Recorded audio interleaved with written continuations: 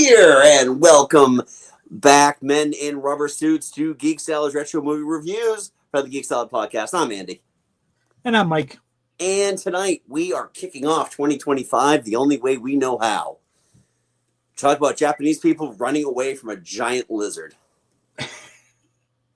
As not a Raymond Burr site.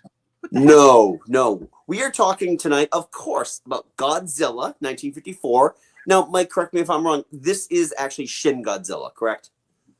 Colloquially known as Shin Godzilla, or is that another Godzilla? No, that is an entirely different movie. Okay, then never mind. Then I don't know what I'm talking about. Yeah, Shin Godzilla came out, I want to say maybe 6-7 years ago. Okay. Yeah, you're right. For some reason, I thought that was just kind of like how nope, this is just Godzilla from 1954. One of the older movies that we've done, at least in the last year or two. Oh, yeah, easily. So we are going to be talking all about that tonight. And we're going to kick off with a couple of additional Godzilla movies throughout the month. I know there's one I haven't seen, and there's one you haven't seen. Right, yes. So we're going to check those out. So I'm very excited. But anyway, let's get down to business. So this is the one that started it all. The OG. From Toho Studios. We're not doing, as Mike kind of slightly referenced earlier, we're not doing the American release of this movie, which means there's no Raymond Burr. There's no American anything. Imagine my surprise, because usually when I watch these movies, I'm watching them kind of as I'm working, like 'cause I have a TV in my office. I'm kind of like, it's a lot of like eyes, ears, eyes, ears. This movie was really hard. I mean, I still got the entire point of the movie. You cannot find this movie dubbed. No. At least not on Max. No, and quite frankly, I don't know how a dub for this one would even work, really. It is weird because the subtitles are subtitles, and you can make whatever voice you want out of the subtitles. Usually, I read them in the voices of the people that are saying the lines. But overall, I mean, this is kind of an interesting movie because it's a really good movie for its time. Yeah. I kind of wish that I didn't have 30 plus years of Mystery Science Theater kind of like mucking up my brain right now to watch this with a serious mind. I will say, like, the building models are absolutely fantastic. The visual effects in this movie, for the time, are spectacular. Especially when like the power pylons start melting, made of wax. I was wondering about that actually. Yeah, I went on IMDb and I looked up some of the trivia for this, and that's the thing, is that all the power lines were made of wax, which made them very easy to melt. The flames were really interesting. I actually like that they kind of used the simple step of just animating his scales. Yeah, like the back spine scales. When he was doing that, because it's a very simple effect. Yeah. They did a great job with just simple close-ups in this movie. Yeah. It really made the movie itself really convincing. Yeah.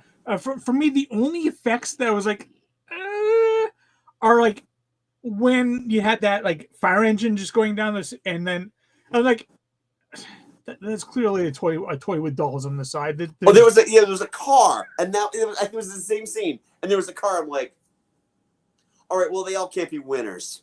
Yeah, like, but other than that, like the miniature effects in this movie, for a movie made like 1954, they were really, really solid. 71 years, Mike. This movie is 71 years old, and like the references that they make to World War II, and like the fact that this movie was filmed literally 9 years after the atomic bombs were dropped. Yeah, I mean, even have one character saying like, "I just barely escaped from Nagasaki." I mean, like, I did not remember hearing about that one. I didn't remember that line from the first time I watched this movie. Yeah. Oh no, honestly, no other country could have made this movie. No. For that reason. It's it really is a product of its era. And when we end up talking about another one of the Godzilla movies, we're going to have a very similar conversation. But in terms of this one, yeah, it was, you could tell that there's still a lot of trauma. Yeah. Like fresh trauma from everybody because they lived it. Yeah. I mean, we're talking, this is all Japanese cast, and all of them are adults. They're all grown-ass people. Yeah. In fact, like, they don't kind of say it in the movie, but sort of in my own headcanon, I kind of theorized that the reason why Dr. Yamane was so adamant about them trying to study Godzilla was that I imagine he probably, was one of the people like going through Nagasaki and Hiroshima and seeing all the people like dying from radiation. I'm like, that probably had a huge effect on him. I mean, that would make a lot of sense, actually. Yeah. I have to pull up IMDb so I can remember names here because I'm terrible. In fact, the guy who played Ogata, like the and the guy who was actually in the Godzilla suit. Yeah, I actually met them and got their autographs. Oh, cool! They came to Anime Boston before they both passed away. He Akira Takarada passed away in 2022. Yeah, and the guy in the I can't remember his name, but the guy who was in the suit, he died in 2017, I think. Right, I remember he died right around right prior to the release of Godzilla, King of the Monsters. Yeah. They came to Anime Boston one year, and I was like, I have to get their autographs now because I don't know how much longer they're going to be around. Right. They're great. So I just wish I could find the because I had them sign the poster of the original Godzilla. Oh, cool! I wish I could find it. Yeah. It's around here somewhere. Yeah. Sorry, my cat wants to go out. No, that's okay. That's okay. It's a lot of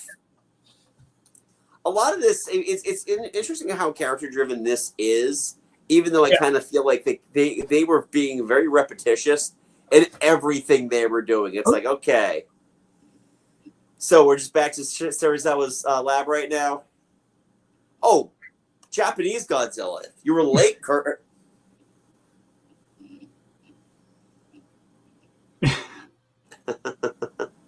You must be losing your eyesight. Oh, dang. I'm sorry, Kurt. I think I might have accidentally hit the wrong button, but I deleted your first comment there after I... I think he was just asking what if this was Japanese or American Godzilla with Raymond Burr. No, we went Burrless on this one. There's no Perry Mason in our no Godzilla Perry Mason today. defending the giant lizard. Yes. I gotta say too, the reveal shot of Godzilla, like the real one, and then hearing that sound for the first time was legitimately terrifying. If you put yourself in the shoes of the people watching that movie in 1954, especially a Japanese audience, just hearing that sound. Yeah, seeing that head come up over the hillside. Yep. And I mean, the shot of them looking down at the beach and seeing Godzilla's tracks and the tail, I was like, I don't know how they did that because that's not a still shot. You can see the water. Apparently, they painted it on a plane of glass. Yeah. And put it over the camera. Yeah. Brilliant usage. Yeah, seriously. I mean, this movie has got a ton of really cool innovations. And it's interesting when you go and you look at other Godzilla movies or really any type of kaiju movies, especially the ones that followed this. It's like they just kind of pissed away all that technology, For the guy in the rubber suit and another guy in a metal suit and whatever the hell Godzilla's son is. I could call him Godzuki because that's how I know him, but I think eventually they just call him Godzilla Jr. Okay. Better than Godzuki. Yeah, that's true. That's true. And then, obviously Gamera and all that fun stuff because he's friend of children. I mean, overall, I don't think I'd actually seen this version of Godzilla, so it was a treat to be able to watch it. Hey, I will not stand in a Godzilla suit, the son of Godzilla. Then we had Jaguar. But yeah, no, it's and I mean, Dr. Serizawa, he I like how they actually referenced him, like he lost his eye in the war. Yeah.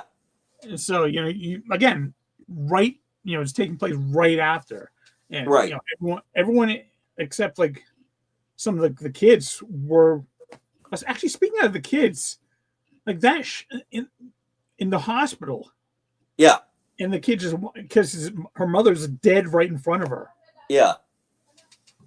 Was that the same woman who was like, we're going to go be with daddy now? Because that was. Yeah. I don't know. I don't know. It's because there's just so many people in that, and it's I think it just kind of leaves it ambiguous whether or not they actually survived or not. Right. And that's always kind of been a weird thing with subsequent Godzilla movies, especially the stuff out of Toho, where it's almost like the body count is kind of irrelevant. Oh yeah. Oh, that was dark. And I was watching that scene and going, oh well then. Yeah, and that reporter on top of the TV tower is like, yep. Yeah, there's we can't run from this. I'm just going to report until I'm dead. This is the end. Yeah, it's for movies that end up becoming kind of a farcical before they got back serious again. This one is a legit monster horror movie. Yeah. Oh, absolutely. And again, I can't labor this too much that it really is an effective movie.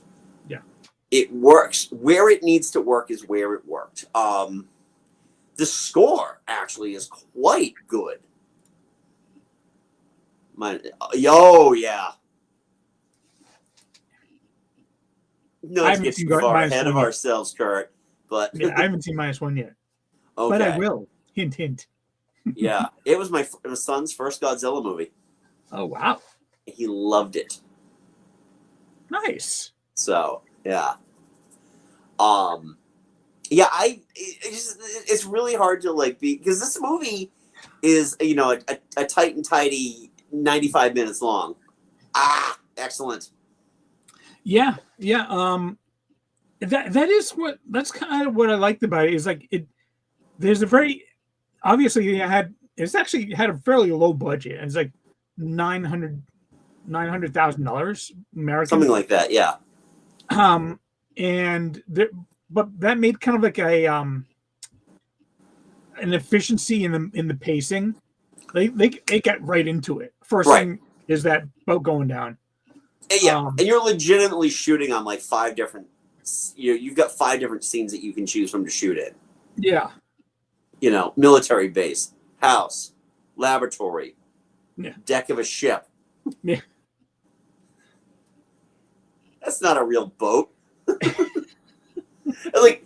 send the guys down. And I'm like, you need to move that boat. You really need to move that boat.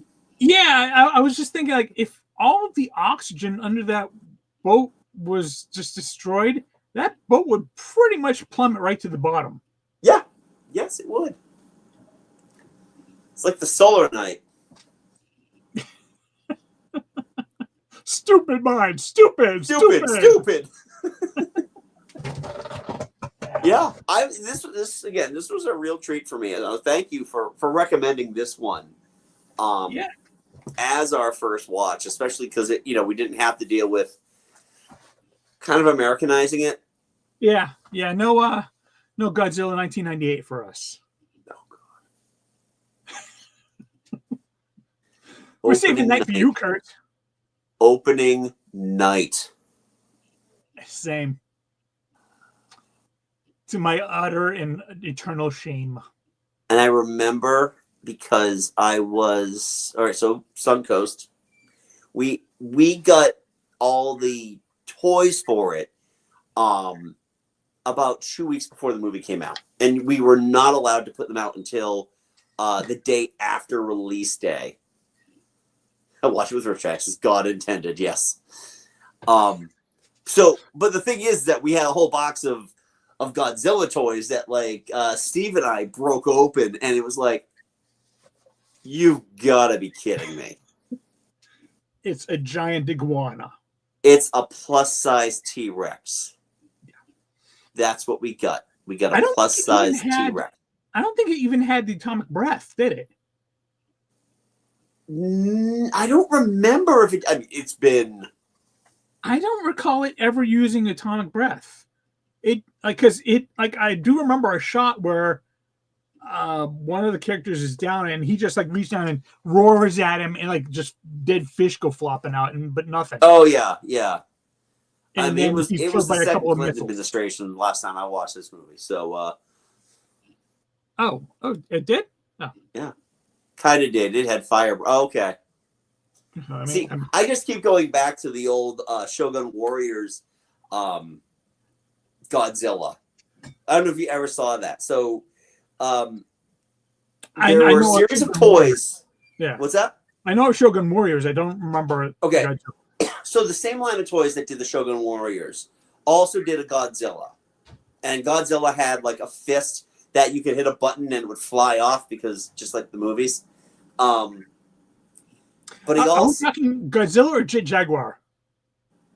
No, actually, I don't think he actually made a Jet Jaguar with the Shogun Warriors. But he also had fire breath because there was a little lever at the back of his head, and when you pulled it down, it was like this, and it was fire. Oh, I thought wasn't there one you spin the wheel and make sparks fly out, and they had to discontinue it because it made fires.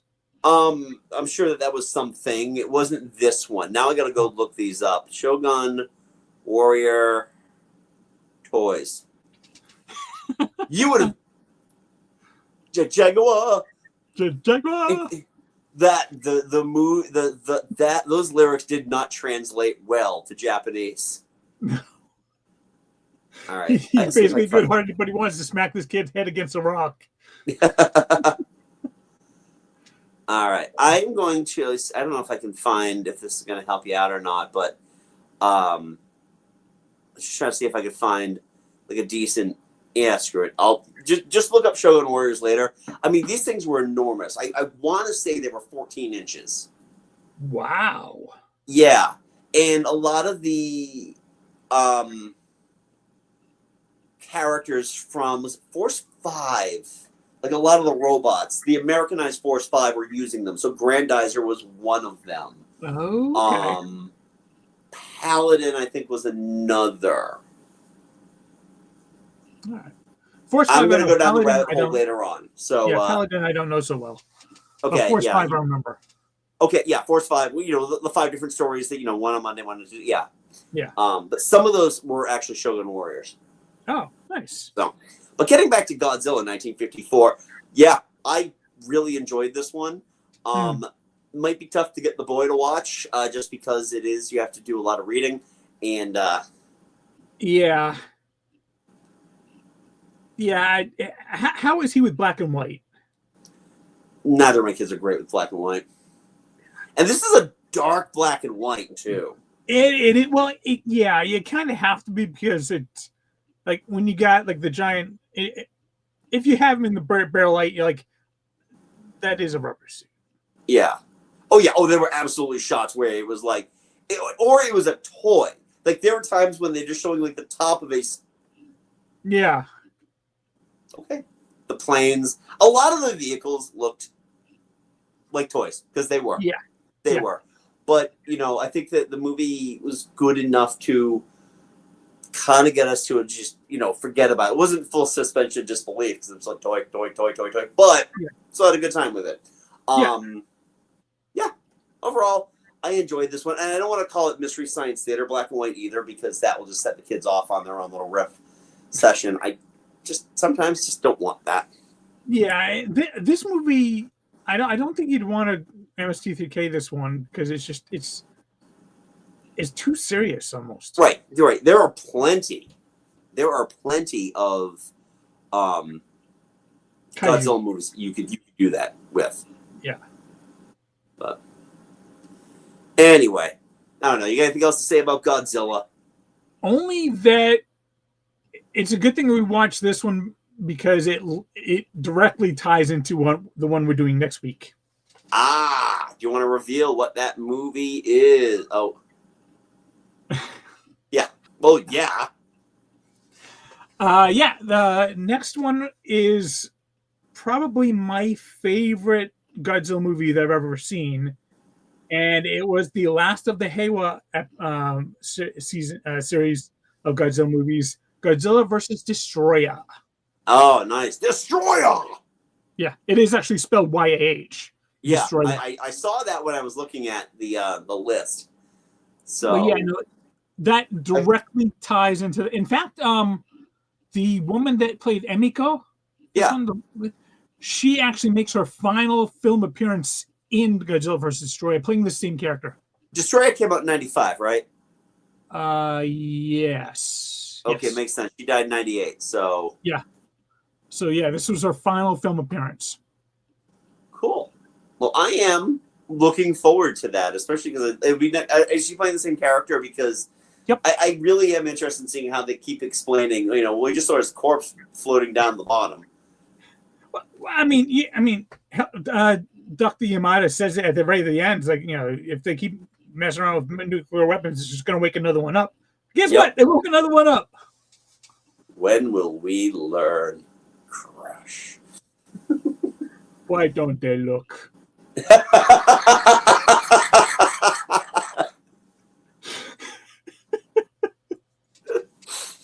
Awesome. I needed that laugh. Oh, well, Kurt is a big fan of Destroyer as well. Awesome. So I needed that laugh to close out tonight. So cool. Yeah, so you know where your assignment is for next week. It is Godzilla versus Destroyer.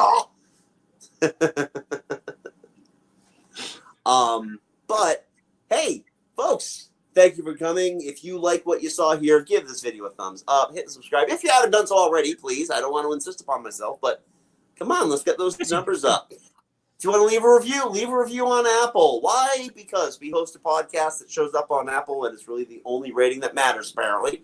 So you can do that, but you can get our podcast, Geek Salad, wherever you get your podcasts. Our part 2 of our conversation with the delightful M from Verbal Diorama, where we discuss her picks for her favorite movies of 1994, is available for your downloading and streaming pleasure.